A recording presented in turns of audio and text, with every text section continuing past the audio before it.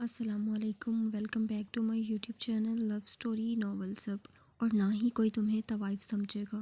तुम्हारा हक है मुहीब भाई पर। तुम बीवी हो उनकी, कोई माने या ना माने, पलवशा अभी उनकी कुछ नहीं लगती। जो हो तुम ही हो, और अगर चाहती हो तुम ही रहो तो हल्का सा झुक कर उनके दिल को हमेशा के लिए अपने आगे झुका लो। और अगर उसने भी अपनी माँ की तरह मुझे तवाइफ गुमान किया तो, मेरा मजाक उड़ाया तो, वो डर जो नजमा के दिल को घेरे हुए था वो उसकी ज़ुबान पर रोते हुए आ ही गया था। कभी कभार हम लोगों को दिखाते हैं कि हम मजबूत हैं, हमें कोई फ़र्क नहीं पड़ रहा किसी के कुछ कहने से, मगर दिल ही दिल हम ज़ख्मी हो चुके होते हैं, डर चुके होते हैं। डर के मुकाबिल की बात हमारे किसी अमल से ठीक साबित ना हो जाए। और ऐसा ही डर उस लड़की के दिल को घेरे हुए था। वो नहीं चाहती थी कि मुबशरा बेगम के बोले हुए दिल खराश ताने मुहीब को सच लगने लगें और वो उसे कमतरी की निगाह से देखे। तुम नहीं जानती निज, वो तो ख़ुद तुम्हारा दिल जीतने के चक्कर में है। वो भला क्यों तुम्हारा मजाक उड़ाकर अपने पाँव पर कुल्हाड़ी मारने लगे। वो नजमा को देख दिल में सोचने लगी। निज तुम बहुत मनफी सोचती हो, वो टोकने वाले अंदाज में बोली। अपना ये फालतू का डर निकाल दो। और अभी वो बोल ही रही थी कि पास रखा सेल रिंग हुआ। उसने उठाकर देखा तो जाज़ा का नाम स्क्रीन पर चमक रहा था। निज, जाज़ा नीचे मेरा वेट कर रहे हैं, मैं चलती हूँ। ओके, तुम मेकअप कर लेना पहले, फिर साड़ी मुहीब भाई के सामने पहनने की कोशिश करना। देखना वो खुद मदद करेंगे तुम्हारी। वो सेल पकड़कर खड़े होते हुए उसे हिदायत देकर जाने लगी। और हाँ, मेकअप थोड़ा डार्क करना। वो दरवाजे पर पहुंचकर कुछ याद आने पर रुकीं, फिर पलट कर उसकी जानिब देख शौख अंदाज में कहा, जिस पर नजमा फ़क्त इस्पात में सर हिलाने लगी। मुहीब कमरे में थका हारा दाखिल हुआ। आज का दिन उसका बहुत बिजी गुजरा था। अपना कोट बेड पर फेंक कर टाई ढीली करते हुए जैसे ही निगाह सामने की जानिब उठाई, निगाहें वापस पलटना भूल गईं। वो हसीन दिलरुबा आईने के सामने खड़ी ब्लैक रंग की शनील की साड़ी, जिस पर गोल्डन काम मज़ीद जान डाल रहा था, ज़ेबतन करती हुई नज़र आई। तुम कब आए? और कमरे में दाखिल होने से पहले नॉक करते हैं, इतनी भी तमीज़ नहीं तुम्हें। वो लड़की अचानक उसे अपने सामने खड़ा देख डर गई थी। साड़ी का पल्लू खुद पर लपेटने लगी। ये मेरा कमरा है मिसेस मुहीब जलाल मलिक, और अपने कमरे में आने के लिए मुझे नॉक करने की ज़रूरत नहीं। वो खासा जताते हुए उसे याद दहानी कराने लगा। शायद आप भूल रहे हैं मुहीब जलाल मलिक, ये मेरा भी कमरा है। अब मुझे साड़ी पहननी है, इसलिए प्लीज़ दूसरे पोर्शन में जाओ। वो अकड़ कर जवाबदा हुई, साथ साथ आखिरी जुमला ज़रा इल्तिजाई अंदाज में कहा। ये पहली बार था जब उसने मुहीब के कमरे को अपना कमरा कहकर हक जताया था। तो पहन लो, वैसे भी कौन देख रहा है तुम्हें। वो लापरवाही से मुंह बसोरते हुए कहकर वॉशरूम की जानिब बढ़ गया। नजमा को गुमान हुआ जैसे उसके नज़दीक वो बिल्कुल भी खूबसूरत नहीं। मुहीब का कहा जुमला उसे अपनी खूबसूरती की तौहीन मालूम हुआ। जब वो वापस आया फ्रेश होकर तो उस लड़की को साड़ी में उलझा हुआ पाया। कैसे पहनते हैं ये, वो झुंझुलाते हुए साड़ी का पल्लू खुद पर तान की तरह लपेटने लगी। साथ साथ वो किन अखियों से उस खूबरू नौजवान को ही तक रही थी, इस उम्मीद पर कि वो मदद करने आए। मुहीब बेड पर आराम से बैठकर अपना सेल चलाने लगा, जबकि आंखों के किनारे नजमा के हसीन वजूद पर ही टिके थे। बहुत देर तक वो बेचारी साड़ी से उलझती रही। ये जलाद नहीं आने वाला, ख्वामख्वाह ही अपना वक्त ज़ाया कर रही हूँ। वो दिल ही दिल में कुटते हुए ख़ुद कलामी करने लगी। उफ़, क्या बला है ये, मेरे बस की बात नहीं ये साड़ी पहनना। वो खासा चिढ़ते हुए एलानिया कहकर आखिरी कोशिश कर रही थी कि वो सितमगर उसकी जानी मतवज्जा हो और मदद करने आए। उसे ना आता देख हार मानते हुए साड़ी उतारने लगी। वेट, उसे तरस आ गया था उस लड़की की हालत पर। आहिस्ता से कहकर सेल हाथ में लिए उसकी जानिब आया। ये पकड़ो। अपना सेल उसे पकड़ाकर उसकी साड़ी सेट करने लगा। मुहीब की नज़दीकी के सबब वो बुत बने सीधे खड़ी थी। एक दो लम्हों के लिए मुहीब को लगा जैसे वो सांस तक रोके हुए है। पिन दो। उसने नीचे की साड़ी बड़ी खूबसूरती से सेट कर दी थी, अब ऊपर के हिस्से की शोल्डर पर सेट कर रहा था। मुहीब के परफ्यूम की महक ने जैसे उसे अपने हिसार में जकड़ लिया था। वो बहुत लाइट खुशबू इस्तेमाल करता था, मगर वो खुशबू काफ़ी अट्रैक्टिव होती। नजमा की नज़रें तो उस खूबरू नौजवान के हसीन चेहरे पर टिकी थीं। उसकी सांसों की गर्मी नजमा अपने आगे के शोल्डर पर महसूस कर रही थी। शुक्रिया। वो सेट करके जैसे ही एक कदम दूर हटा, नजमा ने शर्मगी से शुक्रिया अदा किया।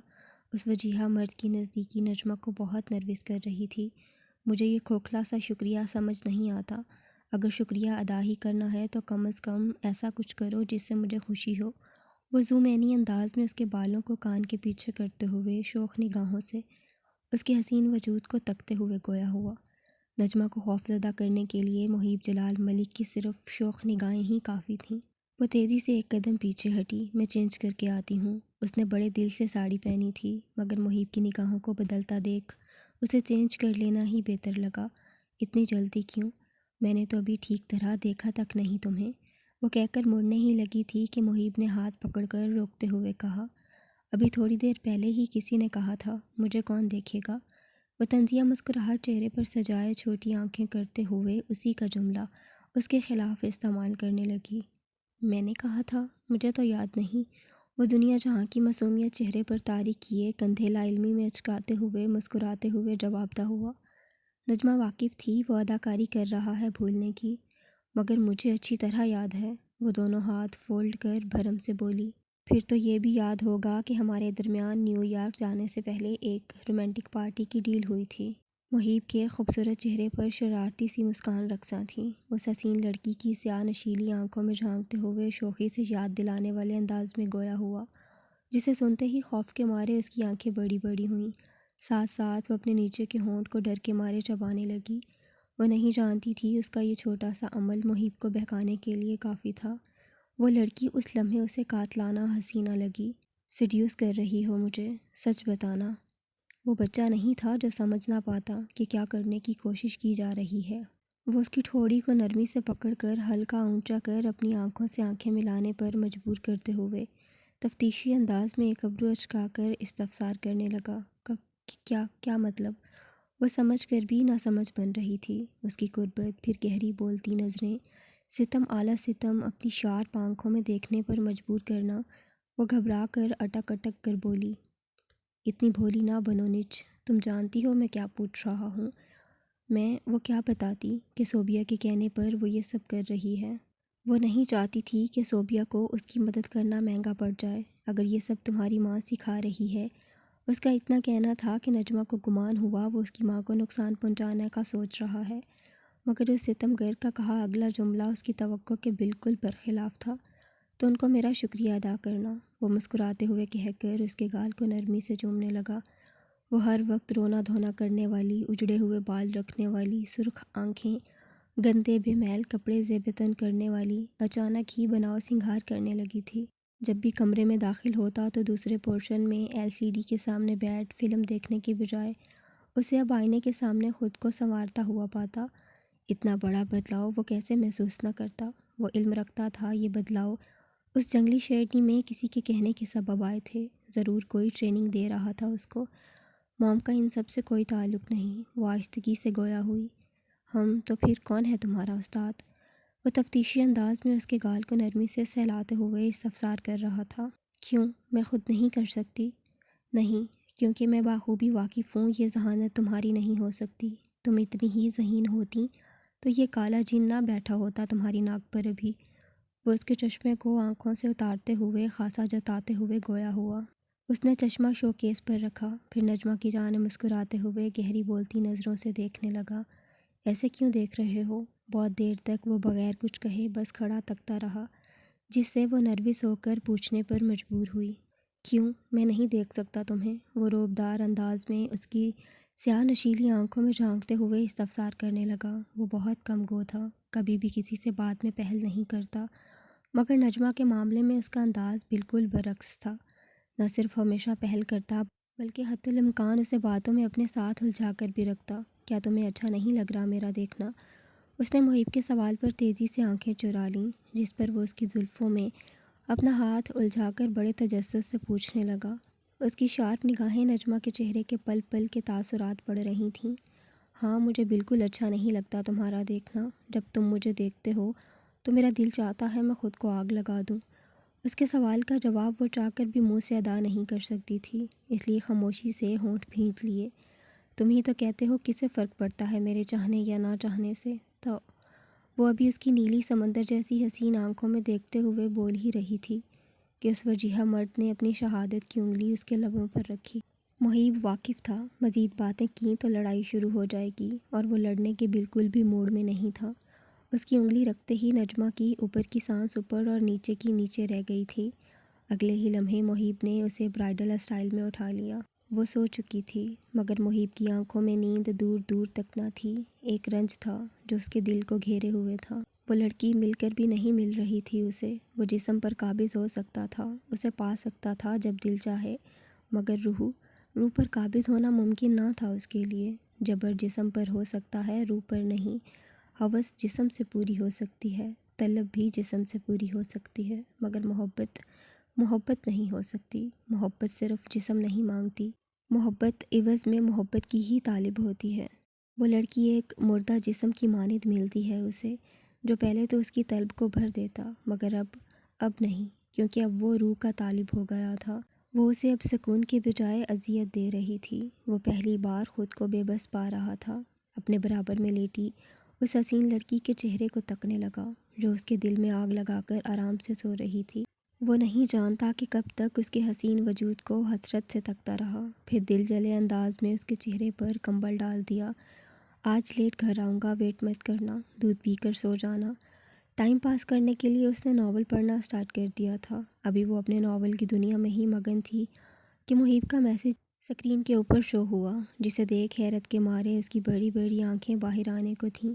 کیا میں خواب دیکھ رہی ہوں یا واقعی ہی محیب جلال ملک نے ابھی مجھے میسج کیا ہے؟ اس جلاد کو کب سے میری اتنی فکر ہونے لگی؟ وہ اپنی آنکھیں بے یقینی سے مسل کر دوبارہ سیل کی اسکرین دیکھنے لگی۔ گھر لیٹ کیوں آؤ گے؟ وہ ایک عورت تھی، اوپر سے بیوی، چاہ کر بھی خود کو روک نہ سکی، تجسس کے مارے سوال کیا۔ اس کے سوال پر محیب کے ہونٹ کھول ہوئے۔ اس کے چہرے پر ایک دو ثانیوں کے لیے حیرت جھلکی۔ یہ جنگلی شیرنی کب سے میری زندگی میں انٹرسٹ لینے لگی؟ وہ آہستگی سے خود کلامی کرنے لگا۔ کیونکہ فرینڈس کے ساتھ کلب جا رہا ہوں، اس نے کار کا گیٹ کھولتے ہوئے رپلائی کیا۔ کس کو میسج کر رہا ہے؟ ڈرائیونگ سیٹ پر بیٹھا نوجوان اسے دیکھ تجسس سے استفسار کرنے لگا۔ اپنی وائف کو۔ وہ نارمل انداز میں جواب دے کر واپس اپنے سیل کی اسکرین دیکھنے لگا۔ کلب؟ اور وہ کیوں؟ پارٹی کے لیے۔ تمہارے فرینڈس میں صرف میل فرینڈس ہیں یا فیمیل بھی ہیں؟ نہ جانے دل کو کیا سمائی تھی جو یہ سوال کیا۔ ظاہر سی بات ہے، اتنا بڑا بزنس مین ہے تو فیمیل فرینڈس ہونا تو عام سی بات ہے۔ میسج سینڈ کرنے کے بعد محسوس ہوا شاید غلط سوال کر بیٹھی ہے۔ کیوں؟ کیا مجھے فیمیل فرینڈس الاؤ نہیں ہیں؟ اس نے سوال کا جواب دینے کے بجائے الٹا سوال کر کے نجمہ کو الجھن میں ڈال دیا۔ نجمہ امیجن کر رہی تھی اس کے چہرے پر کتنی اکڑ ہوگی جب وہ یہ سوال کر رہا ہوگا۔ میاں بیوی گاڑی کے دو پہیے ہوتے ہیں۔ جب ایک آدمی اپنی بیوی کا کسی میل فرینڈ سے ملنا جلنا پسند نہیں کرتا تو وہ عورت سے کیوں امید رکھتا ہے کہ وہ اس کے فیمیل فرینڈ سے ملنے جلنے پر کوئی اعتراض نہ کرے؟ معاملہ برابری کا ہونا چاہیے۔ جو اپنے لیے پسند ہے وہی اپنے پارٹنر کے لیے بھی پسند ہونا چاہیے، اور جو اپنی طبیعت اور نفس پر گراں گزرتا ہے تو سوچنا چاہیے کہ یقیناً وہ مقابل کی طبیعت پر بھی بھاری ہوگا۔ نجمہ کو محیب کا کیا سوال سخت ناگوار گزرا۔ کیا وہ محیب نہیں تھا جس نے شہریار سے اتفاقی ملاقات پر اتنا بڑا سین کریٹ کیا، خواہ کا غصہ ظاہر کیا، اپنی ناراضگی کا نشانہ بنایا؟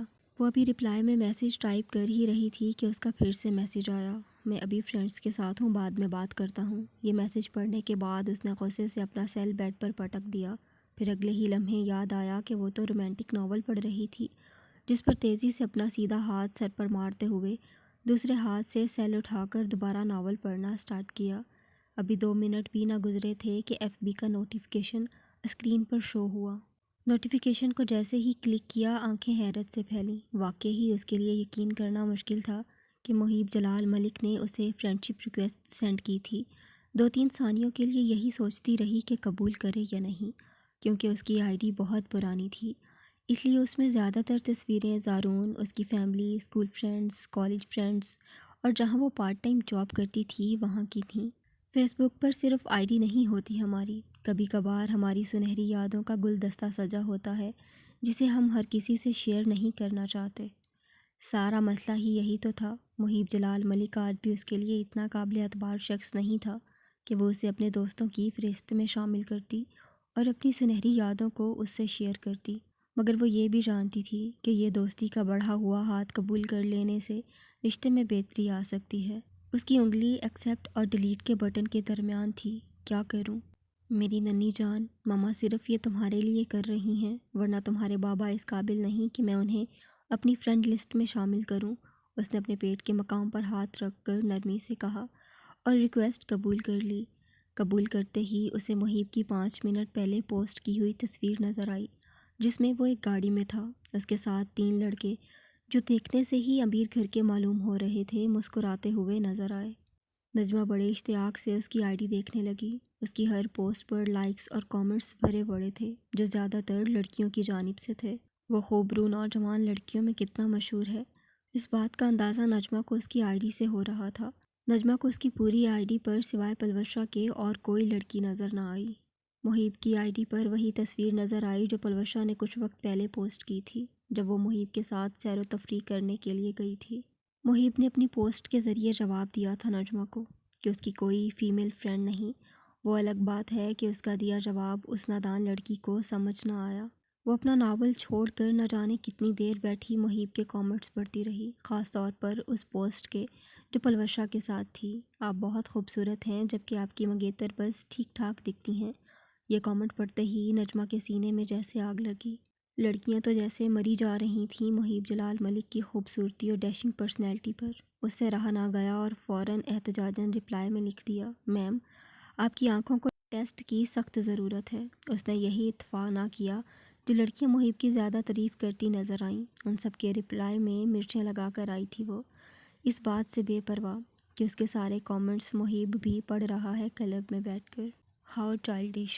اس نے سر نفی میں جھٹکتے ہوئے جوس کا گلاس منہ سے لگایا۔ اس کے ارد گرد کتنی ہی تتلیاں منڈلا رہی تھیں۔ ایک طرف تو اس کا اسٹیٹس، دوسری جانب سونے پر سہاگا کرتی اس کی ہینڈسم اور ڈیشنگ پرسنالٹی۔ کون سی لڑکی تھی وہاں جو اس کی نظروں میں نہیں آنا چاہتی تھی، مگر وہ سب سے لاپرواہ سیل پر نظریں جمائے اپنی بیوی کے کارنامے دیکھنے میں مگن تھا۔ اس سیل کے باہر بھی ایک حسین دنیا ہے جو تمہاری ایک نظر کی منتظر ہے۔ محیب سمیت اس کے دوستوں کا گروپ 4 افراد پر مشتمل تھا۔ ان کا یہ گروپ اسکول کے زمانے سے تھا۔ اب تینوں ہی اپنے اپنے فیملی بزنس کو سنبھال رہے تھے اور اپنی بیچلر زندگی کو رنگین مزاجیت کے ساتھ بھرپور طریقے سے جی رہے تھے۔ محیب اس گروپ کا پہلا ممبر تھا جس نے شادی کا صحرا اپنے سر سجایا تھا۔ مانا دنیا کی نظر میں وہ ابھی بھی بیچلر تھا، مگر اس کے دوست حقیقت سے نہ آشنا نہیں تھے۔ یہ کھوکھلی حسین دنیا تمہیں ہی مبارک، مجھے نہیں بھاتی یہ۔ مجھے تو صرف اپنی تنہائی کا ساتھی چاہیے، کوئی ایسا خاص جو میرے سکون کی تلاش کو ختم کرے، جسے میں اپنی پوری دنیا کہہ سکوں۔ مجھے یقین ہے جب وہ میرے دل کو بھا جائے گی تو از خود ہی حسین لگنے لگے گی۔ اس نے اپنا سیل کوٹ کی جیب میں ڈالتے ہوئے سنجیدگی سے کہا، کچھ دنوں پہلے تک تو بہت پرسکون نظر آنے لگا تھا، پھر یہ تلاش اچانک سے دوبارہ کیوں سر اٹھا رہی ہے؟ ذیشان نہایت تجسس سے استفسار کرنے لگا، کیونکہ خوب سے خوب تر کی تلاش سب کو ہوتی ہے۔ مجھے بھی اس لالچ نے اپنے حصار میں جکڑ لیا۔ مجھے لگتا ہے تیری یہ تلاش پلوشہ ہی ختم کرے گی اب، وہ اندازاً کہہ کر مسکرانے لگا۔ ویسے تجھے نہیں لگتا یہ زیادتی ہے نجمہ بھابھی کے ساتھ؟ وہ اچانک ہی کچھ سوچتے ہوئے گمبھیر لہجے میں پوچھنے لگا۔ اس وجیہہ مرد نے ایک ابرو اچکا کر سوالیہ نظروں سے ذیشان کی جانب دیکھا۔ تو دوسری شادی ان کے سامنے ہی کر رہا ہے، کم از کم جب تک تیری شادی نہیں ہو جاتی انہیں کسی اور جگہ شفٹ کر دے۔ وہ دوستانہ تجویز پیش کر رہا تھا۔ آخر کو عورت ہے یار، تھوڑا خیال کر لے ان کی فیلنگز کا۔ تو ملا نہیں ہے میری جنگلی شیرنی سے اب تک، بہت خطرناک ہے وہ، اپنے حق پر کسی کو ڈاکہ نہیں ڈالنے دے گی، بشرط اپنا حق سمجھے۔ وہ اہمیت نہیں دیتی اس رشتے کو جو ہمارے درمیان ہے، سو اس کی فکر نہ کر۔ محیب نہایت لاپرواہی سے جواب دہ ہوا۔ وہ ایک نیکلس اٹھا کر بغور دیکھ رہا تھا جب مبشرہ بیگم کی نظر اس پر پڑی۔ تم کب سے جولری میں انٹرسٹ شو کرنے لگے؟ وہ بے ساختہ ہی پوچھ بیٹھی تھیں۔ یہ آپ کا ہے؟ اس نیکلس پر نظر ٹکائے استفسار کرنے لگا۔ ہاں میرا ہے۔ کیوں تمہیں اچھا لگا یہ؟ انہوں نے پہلی بار محیب کو اپنی جولری میں انٹرسٹ لیتے دیکھا تو مسکراتے ہوئے پوچھنے لگیں۔ وہ آج کل بہت چہکتی ہوئی نظر آ رہی تھیں، اور کیوں نہ ہوتیں، ان کے بڑے بیٹے کی 1 ماہ میں شادی جو تھی، انہوں نے تو شادی کی تیاریاں بھی شروع کر دی تھیں۔ اسی سلسلے میں اپنی ساری جولری نکال کر بیڈ پر سجائے بیٹھی تھیں کہ محیب کی نظر ان کی جولری میں موجود ایک سفید ڈائمنڈ کے نیکلس پر پڑی۔ وہ نیکلس اس کی توجہ اپنی جانب مبذول کرنے میں کامیاب رہا تھا۔ اس نے اس بات میں سر ہلا کر کہا۔ کتنے میں فروخت کریں گی آپ؟ اس کا سوال سنتے ہی مبشرہ بیگم چونک کر اس کی جانب دیکھنے لگیں۔ تم تو واقعی ہی بینے بنے بیٹھے ہو، بھلا کوئی اپنی ماں سے بھی خرید و فروخت کرتا ہے؟ اگر تمہیں پسند آ گیا ہے تو میں پلوشا کی بری میں رکھ دوں گی، وہ آخری جملہ خاصا جتاتے ہوئے بولی۔ نہیں، مجھے کسی اور کو دینا ہے، آپ بتائیں کتنی قیمت ہے اس کی؟ پہلے تو مبشرہ بیگم کو لگا وہ مذاق کر رہا ہے، مگر اس وجیحہ مرد کے چہرے کی سنجیدگی انہیں شوق میں مبتلا کر گئی۔ کسی اور کو؟ میں پوچھ سکتی ہوں کون ہے وہ خوش نصیب لڑکی جس کے لیے محیب جلال ملک نیکلس خریدنا چاہتا ہے؟ ان کے لہجے میں حیرت نمایاں تھی۔ ہے کوئی؟ اس نے لاپرواہی سے نیکلس کا باکس بند کرتے ہوئے کہا۔ تم نجمہ؟ وہ دانستہ طور پر اپنا جملہ ادھورا چھوڑ کر اس کے چہرے کے تاثرات پڑھنے کی کوشش کرنے لگیں۔ اس کا حسین چہرہ ہمیشہ کی طرح بے تاثر تھا۔ وہ نہیں جان سکیں، مگر اگلے ہی لمحے جیسے وہ اپنے ذہن میں آنے والے خیال کا خود ہی مذاق اڑانے لگیں۔ یہ کیسے ممکن تھا کہ محیب اپنی جانی دشمن کو نیکلس دے؟ اس نے کبھی پلوشا کو تحفہ نہیں دیا جس سے وہ محبت کا دعوے دار تھا، تو اس لڑکی کو کہاں سے دے دے جو اس کی پیدائشی دشمن تھی، جس سے شادی بھی جائیداد حاصل کرنے کے مقصد سے ہوئی تھی؟ اگر میری بہو کے لیے نہیں ہے تو پھر معذرت میں نہیں دینے والی، تم جولر سے ایسا ہی دوسرا بنوا لو۔ وہ مسکراتے ہوئے انکار کر چکی تھیں، ساتھ ساتھ نیا بنوا لینے کی تجویز بھی دے ڈالی۔ نو، مجھے یہی چاہیے، وہ سنجیدگی سے گویا ہوا۔ وہ نہایت ضدی مزاجیت کا مالک تھا۔ ویسے تو کوئی چیز اس کی آنکھوں کو اتنی جلدی متاثر نہیں کرتی، لیکن جب کر جائے تو وہ صرف اس کی ہوتی۔ یہ نیکلس آپ مجھے دے دیں، میں آپ کے لیے دوسرا بنوا دوں گا۔ وہ لال رنگ کی مخملی باکس کو شہادت کی انگلی پر رکھ کر گول گول گھماتے ہوئے ضدی مزاجیت سے کہنے لگا۔ ہم چلو ٹھیک ہے، مگر اس جیسا دوسرا بنوانے کی کوئی ضرورت نہیں، میں ویسے بھی ایک پارٹی میں پہن کر ڈال چکی ہوں اسے۔ وہ لاپرواہی سے کہتے ہوئے اپنے بیڈ پر موجود دوسری جیولری کے سیٹ سمیٹنے لگیں۔ تو پھر قیمت بتائیں، وہ اپنی چیک بک کوٹ کی اندرونی جیب سے نکالتے ہوئے بولا۔ محیب، اگر تمہیں پسند آ رہا ہے تو ایسے ہی لے لو، یہ میرے سامنے بینے نہ بنو، بالکل اپنے باپ جیسے لگ رہے ہو اس وقت۔ اس خوبرو نوجوان کو دیکھ وہ خاصا چڑھتے ہوئے بولیں۔ نہیں، ایسے نہیں، مجھے خریدنا ہے اسے، تاکہ آپ بعد میں اسے اپنا نہ کہہ سکیں۔ وہ مذائقہ خیز انداز میں گویا ہوا۔ ویسے بھی حساب باپ بیٹے کا، اس معاملے میں محیب جلال ملک کو آپ کھرا پائیں گی۔ مبشرہ بیگم نے اس کی بات کو مذاق گمان کرتے ہوئے نیکلس کی قیمت بتائی۔ اس نے رقم لکھ کر تیزی سے چیک ان کے آگے بڑھایا۔ یہ کیا؟ یہ تو بہت زیادہ ہیں، اس قیمت میں تو 3 بن جائیں گے اس جیسے۔ وہ باکس ہاتھ میں لے کر جانے ہی لگا تھا جب مبشرہ بیگم نے چیک پر نظر ڈالتے ہوئے حیرت سے کہا۔ ڈیڈ جیسا بالکل نہیں ہوں میں، مجھے رشتوں اور پیسوں میں فرق کرنا آتا ہے، وہ پلٹ کر سنجیدگی سے کہتا ہوا باکس لے کر کمرے سے نکل گیا۔ مبشرہ بیگم نے تو مضحکہ انداز میں کہا تھا۔ انہیں کیا خبر تھی کہ محیب کو برا لگ جائے گا؟ وہ جانتی تھیں ان کا بیٹا کھرا سونا ہے، وہ لڑکا اپنے باپ جیسا بالکل نہیں۔ جب اپنے کمرے میں داخل ہوا تو وہ حسین دشمن جاں سیل پر نظریں ٹکائے دونوں ہاتھوں کی لمبی سفید انگلیوں سے ٹائپنگ کرتے ہوئے سنگار دان کے پاس کھڑی نظر آئی۔ تم؟ وہ اپنے سیل میں اتنی مگن تھی کہ اسے خبر ہی نہ ہوئی کہ محیب کب کمرے میں داخل ہوا اور کب اس کے پیچھے آ کر کھڑا ہوا۔ وہ بری طرح چونکی جب اچانک پیچھے سے کسی نے اسے اپنے حصار میں جکڑا، مگر اگلے ہی لمحے محیب کو آئینے کے عکس میں دیکھ گہرا سانس لیتے ہوئے پرسکون انداز میں بولی۔ ایسا کیوں لگ رہا ہے اس میسج میں جو جلاد کہہ کر بات کی جا رہی ہے وہ میرے متعلق ہے؟ نجمہ واقف تھی، اس کی نگاہیں بہت شارپ ہیں، وہ ایک ہی نگاہ میں میسج پڑھ لے گا جو وہ ماریا کو بھیج رہی تھی۔ محیب کو دیکھ اس نے تیزی سے سیل ہڑبڑاہٹ میں آف کر دیا تھا، مگر شوق سے آنکھیں تب بڑھیں جب وہ کان کے پیچھے منہ لا کر آہستہ مگر سرد لہجے میں استفسار کرنے لگا۔ میں اپنی فرینڈ سے بات کر رہی تھی، تمہارا حق نہیں بنتا میرے میسیجز کو یوں پڑھنے کا۔ مانا وہ ڈر گئی تھی، مگر اگلے ہی لمحے اکڑ کر اپنا ڈر کور کرنے کی کوشش کرنے لگی، ساتھ ساتھ اپنے ہاتھوں سے اس کے حصار کو کھولنے کی سعی بھی جاری تھی۔ ایکسکیوز می، میں نے دانستہ طور پر یہ عمل نہیں کیا، بس نظر پڑ گئی تھی میری۔ محیب فوراً ہی جذبت ہو کر اسے اپنے حصار سے آزاد کرتے ہوئے بولا۔ محیب نہیں چاہتا تھا کہ وہ لڑکی سمجھے کہ وہ اس پر نظر رکھ رہا ہے، اور سچ بھی یہی تھا، وہ اب اس پر بالکل بھی نظر نہیں رکھ پا رہا تھا۔ اس باکس میں کیا ہے؟ اس کی نگاہ محیب کے ہاتھ میں پکڑے لال جیولری کے باکس پر گئی تو وہ بڑے تجسس سے اس کی جانب مڑ کر پوچھنے لگی، کیسا لگا؟ اس کے سوال کرتے ہی محیب نے باکس اس کے سامنے کھولا اور نیکلس اس میں سے نکال کر اپنے ہاتھ سے اسے پہنانے لگا۔ نجمہ نے اس کی مدد کرتے ہوئے اپنے سارے بال سیدھے کندھے پر ڈال لیے تھے۔ نیکلس پہناتے وقت وہ بہت قریب آ گیا تھا، اتنا کہ اس کی گرم سانسیں وہ اپنے چہرے اور گردن پر محسوس کر رہی تھی۔ وہ اس کی نزدیکی اپنے دل پر جبر کر کے برداشت کرنے لگی۔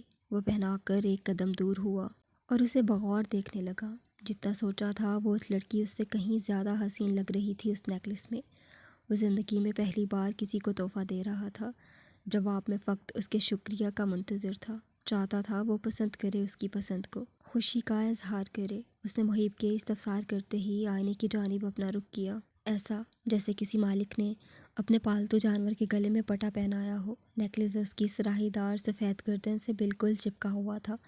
اپنی لمبی لمبی انگلیاں اس پر مس کرتے ہوئے آئینے میں اپنا عکس دیکھ دلجلے انداز میں گویا ہوئی۔ اس لڑکی کا کہا جملہ نشتر سے زیادہ دل خراش معلوم ہوا۔ نیلی آنکھوں میں جیسے چند لمحوں میں ہی شعلے بھڑکنے لگے۔ وہ طنزیہ مسکراہٹ کے ساتھ پلٹی۔ تم کیا سمجھتے ہو؟ میری پوری زندگی کو تباہ کر کے بدل میں ایک ڈائمنڈ کے نیکلس دو گے اور میں مسکراتے ہوئے تمہارا شکریہ ادا کروں گی؟ وہ جیسے دل ہی دل جل رہی تھی اس نیکلس کو دیکھ۔ اسے لگ رہا تھا محیب نے اپنی فتح ظاہر کی اس پر، اس نیکلس نما پٹے کو پہنا کر۔ کاش اس پٹے کی رسائی تمہاری زبان پر بھی ہوتی۔ وہ اس نازک صفت لڑکی کی ٹھوڑی کو مضبوطی سے پکڑ کر اس کی سیاہ نشیلی آنکھوں کو تکتے ہوئے جذبز ہو کر بولا۔ اس کا جواب سنتے ہی نجمہ کے تن بدن میں آگ لگی تھی۔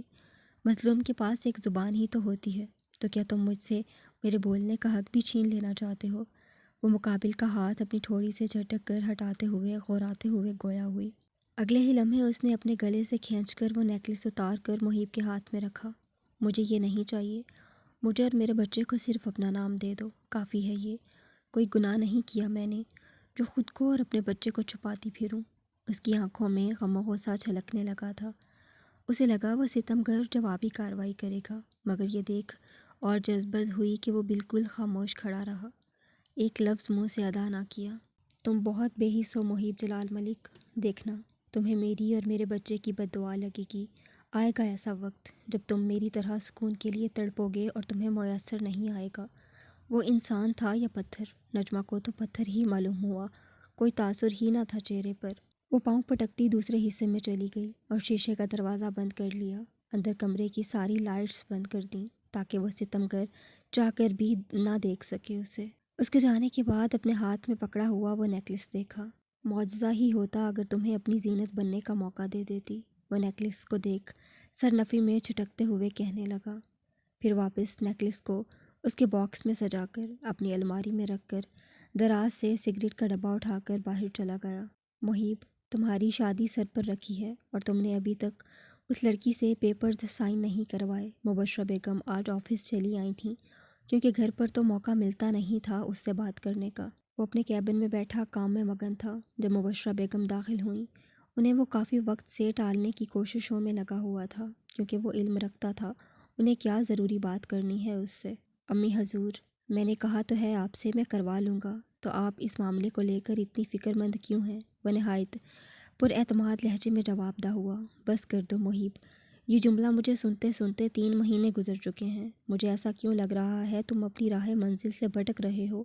وہ لڑکی تمہیں بھٹکانے میں کامیاب ہو چکی ہے، ورنہ مجھے اچھی طرح یاد ہے تم نے مجھ سے خود کہا تھا کہ نکاح کے 1 ہفتے بعد ہی تم سائن کروا لو گے۔ وہ اس خوبرو نوجوان کو اسی کے کہے جملے یاد دلا رہی تھیں۔ میں موقع ڈھونڈ رہا ہوں، وہ ڈائل نہیں ہے کہ بغیر پڑھے سائن کر دے گی۔ مجھے ابھی اس کا یقین جیتنے کی ضرورت ہے۔ سامنے صوفے پر بیٹھی اپنی والدہ کی جانب دیکھ وہ نہایت نارمل انداز میں کہنے لگا، چلو دیکھ لیتے ہیں، مگر بھولنا مت ہمارا سارا پلان اس سائن پر ٹکا ہوا ہے کہ تم اس لڑکی سے پراپرٹی ٹرانسفر کے پیپر سائن کرواؤ، جازا کو اس کا حصہ دو اور خود اسلام آباد جا کر اپنی زندگی کا نئے طور سے آغاز کرو۔ شادی کے بعد اگر پلوشہ کے ساتھ ہمیشہ کے لیے پرسکون زندگی بسر کرنا چاہتے ہو تو جلد از جلد اس معاملے کو نپٹا دو، بہتر یہی ہے سب کے لیے۔ ان کا لہجہ نصیحت آمیز تھا۔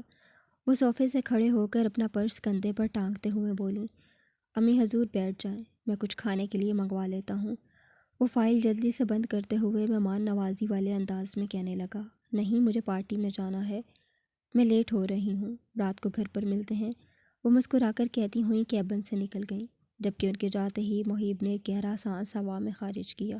موم آپ آئیں، اندر آئیں۔ عروسہ بیگم بہت فکر مند رہ رہی تھیں نجمہ کو لے کر۔ انہیں لگنے لگا تھا کہ محیب اپنی نفرت و دشمنی اسے کمرے میں بند کر کے نکال رہا ہے۔ نجمہ نے ابھی تک کسی کو اپنی پریگنینسی کے متعلق نہیں بتایا تھا، حتیٰ کہ اپنی والدہ کو بھی نہیں۔ وہ نہیں چاہتی تھی کہ جیسے وہ ہر وقت پریشان و فکر مند رہتی ہے ویسے ہی اس کی ماں بھی رہے۔ بیٹا، میں نے سوچ لیا ہے، میں تمہیں مزید اس ظالم شخص کی قید میں نہیں رہنے دوں گی۔ یہ تو تمہیں ایک کمرے میں اکیلا رکھ رکھ کر ذہنی مریض بنا دے گا۔ وہ اپنی دشمنی تمہیں اس طرح اپنے کمرے میں قید کر کے نکالے گا، میں نے کبھی نہیں سوچا تھا۔ تم ٹھیک کہتی تھی اس کے بارے میں۔ وہ روتے ہوئے ڈائریکٹ اس کے سینے سے لگ گئی تھیں۔ نجمہ نے انہیں اپنے بیڈ پر بٹھایا، جلدی سے جگ سے پانی شیشے کے گلاس میں نکال کر ان کے پاس لائی۔ موم، پانی۔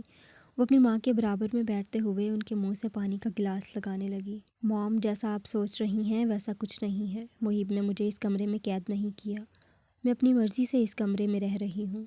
مجھ سے جھوٹ بولنے کی ضرورت نہیں تمہیں، میں واقف ہوں محیب کی نفرت سے۔ وہ دونوں ہاتھوں سے اس کے حسین چہرے پر پیالہ بنا کر تیزی سے بولیں۔ ان کا چہرہ بتا رہا تھا وہ کس قدر پریشان ہیں۔